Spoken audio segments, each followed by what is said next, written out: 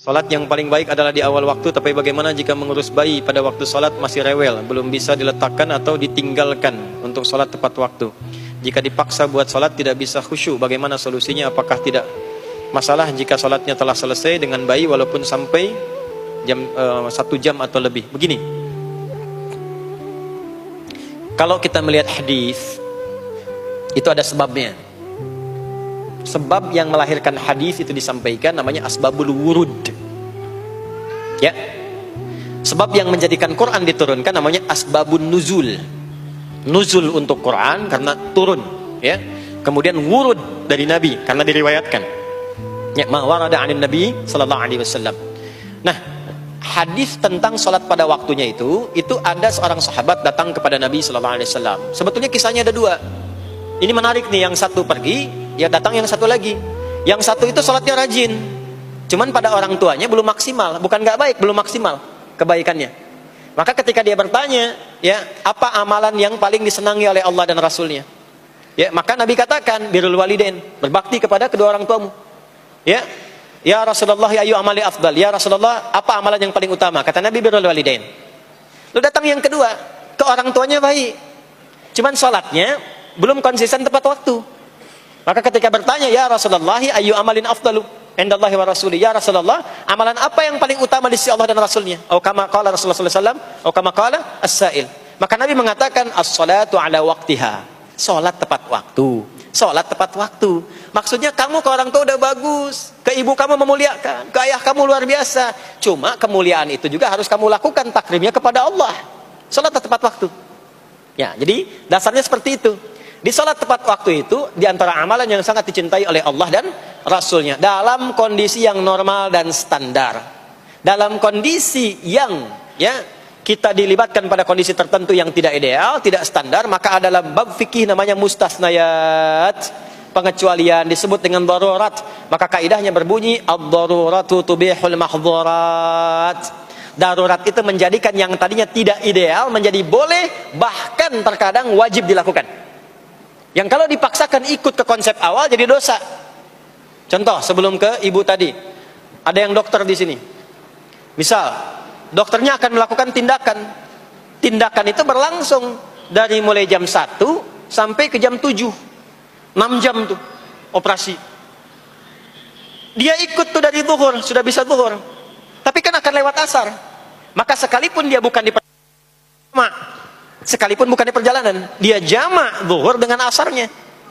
Jangan sampai ketika dia sedang membedah, lihat jantungnya, baru mau solusi diberikan tahapan-tahapan pengobatan, asar berkumandang, Allahu Akbar, Allahu Akbar, sholat tepat pada waktunya. Mohon maaf ya, sholat dulu.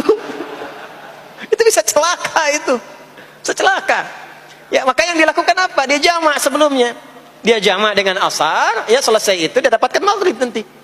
Nah itu seperti ibu ini yang ada bayi, perempuan itu disunnahkan sholatnya berjamaah, ditunaikan ke masjid sepanjang ada 3 hal yang telah selesai urusannya.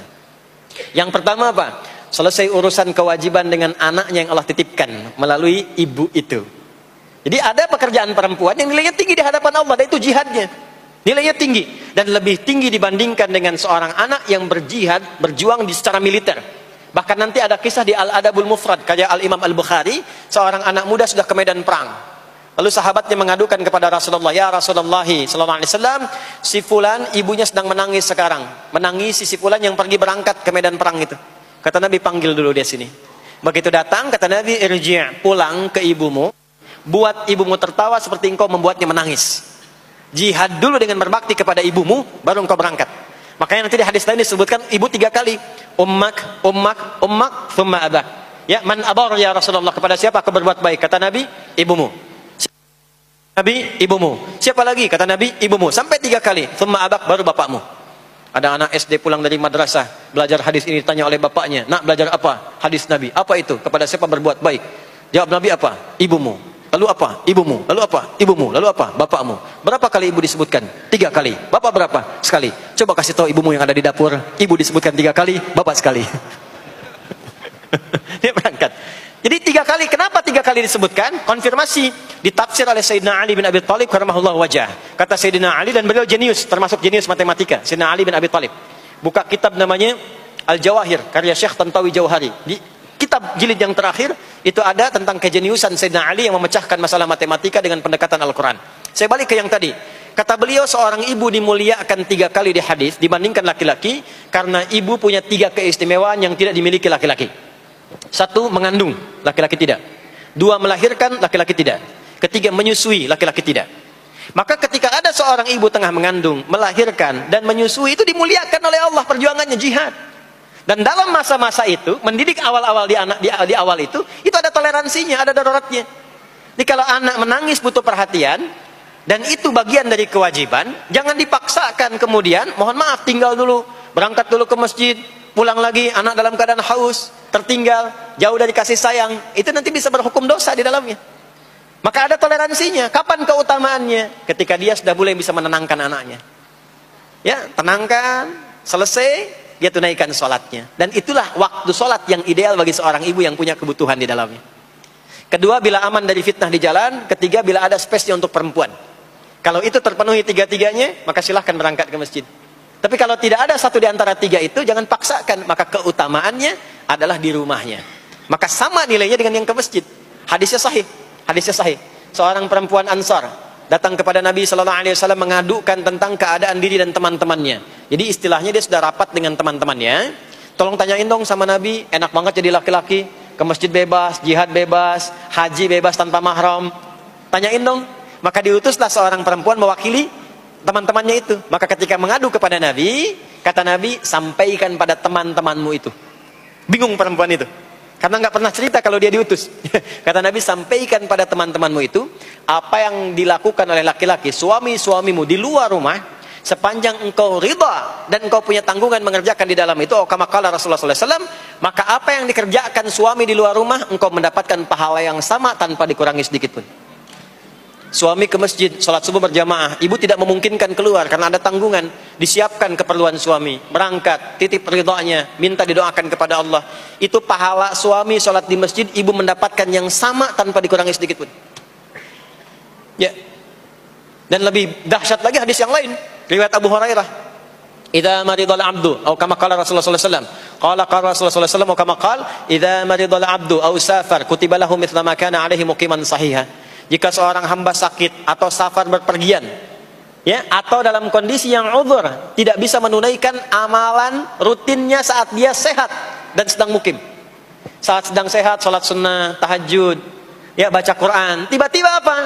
Anda safar, nggak bisa sholat sunnah, karena yang fardu pun dikosor. Ya, makanya jangan terlampau soleh ya. Ya, kalau sedang safar kan yang fardu aja dikosor, masa mau ditambah dengan sunnah lagi? Walaupun tidak dilarang, gitu kan? Walaupun tidak dilarang. Anda biasa puasa sunnah Senin, karena safar Anda buka. Itu karena kebiasaan Anda menunaikan puasa. Saat safar tidak puasa, pahala puasa tetap diberikan sempurna walaupun tidak puasa. Hadis sahih. Berbahagialah seorang ibu. Ibu biasa dalam masa sucinya, baca Quran, puasa, sholat sunnah. Tiba-tiba muncul masa haidnya. Begitu masa haid itu tiba, nggak baca Quran, nggak sholat, itu pahala bacaan Quran dan sholat sunnah dan yang lainnya diberikan sempurna tanpa dikurangi sedikit pun. Makanya kalau sedang masa suci, bu, perbanyak amal soleh. Perbanyak, sebab kalau sudah tiba masa menopause, tuh, sudah normal lagi, seperti laki-laki. Kenapa nanti ada masa haid? Ada toleransi di situ, ada kemuliaan. Nanti di bab perempuan dibahas secara terpisah.